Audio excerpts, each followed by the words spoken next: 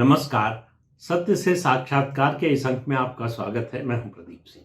8 दिसंबर 1989, 8 दिसंबर 1989 देश के उस समय के गृह मंत्री मुफ्ती मोहम्मद सईद की बेटी रुबैया सईद का अपहरण हो गया। आतंकवादियों ने किया, JKLF ने उसकी जिम्मेदारी ली।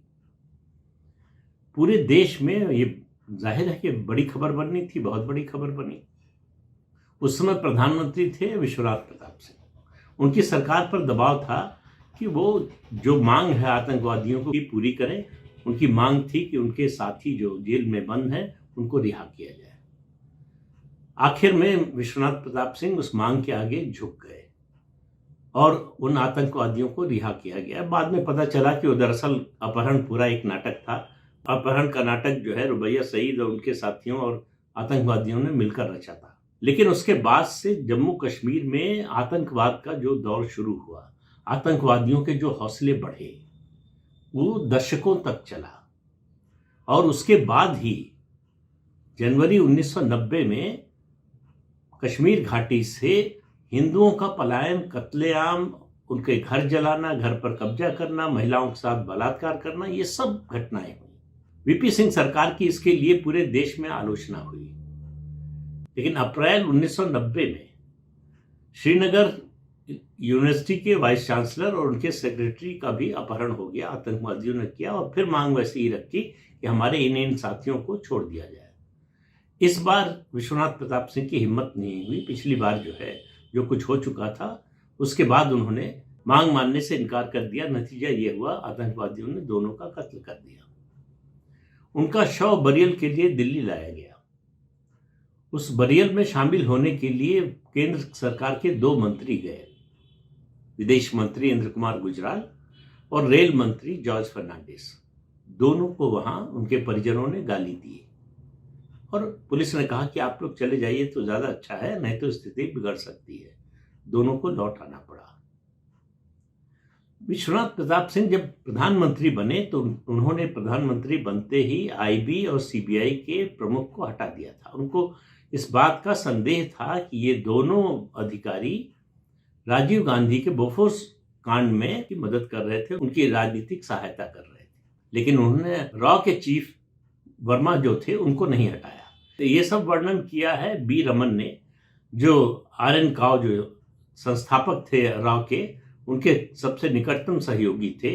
और B रमन की किताब है the cow boys of raw, उसमें ये सब वर्णन है। उन्होंने लिखा, उसके बाद VP सिंह ने उस समय जो गवर्नर थे जगमोहन, उनको हटाकर GC सक्सेना जो रॉ के चीफ रह चुके थे उनको गवर्नर बनाकर भेज दिया। GC सक्सेना ने रॉ से कहा, पहली और दूसरी घटना दोनों में रॉ का इस्तेमाल भारत सरकार ने नहीं किया। GC सक्सेना ने रॉ के लोगों से कहा कि आप अपने कोवर्ट ऑपरेशंस पाकिस्तान में बढ़ा दीजिए।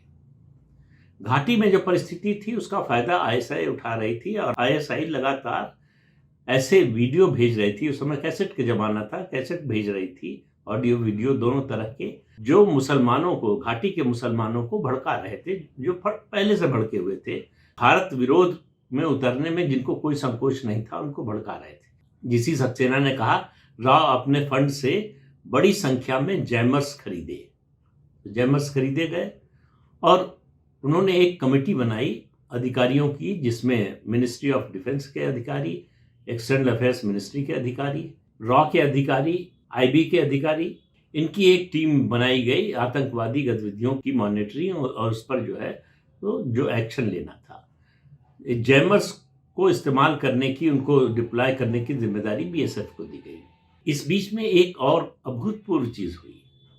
उस समय कैबिनेट सचिव थे विनोद पांडे।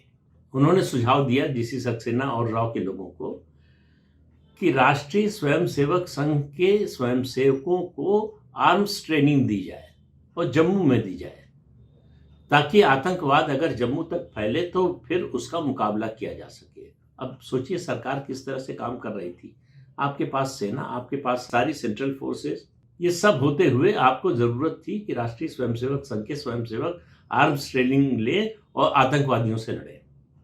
इसके बारे में बैठक जम्मू के एक होटल में हुई, दूसरी बैठक दिल्ली के एम्बेसडर होटल में हुई और प्लान लगभग फाइनल होने की कगार पर था। बी रमन का कहना है उनको बताया तो नहीं गया, लेकिन उनका शक था कि ये लाल कृष्ण आडवाणी के दबाव में या उनके सुझाव पर यह कदम उठाया जा रहा था, क्योंकि भारतीय जनता पार्टी भी समर्थन कर रही थी उस सरकार का। भाजपा और लेफ्ट फ्रंट के समर्थन से ही वीपी सिंह सरकार चल रही थी। लेकिन इसी बीच में लाल कृष्ण आडवाणी ने रथ यात्रा की घोषणा कर दी। वीपी सिंह और भाजपा के संबंध बिगड़ गए। ये पूरा प्रोजेक्ट ही ठंडे बस्ते में डाल दिया गया और ये आर्म्स ट्रेनिंग का मुद्दा कभी फिर उठा नहीं। तो आप सोचिए कि सरकारें किस तरह से काम करती हैं और क्या सोचती हैं। जो लोग दिन रात राष्ट्रीय स्वयंसेवक संघ को गाली देते हैं, संकट के समय उसी संघ की मदद लेना चाहते हैं। इस अंक में इतना ही। अगले अंक में फिर मिलेंगे। तब तक के लिए नमस्कार।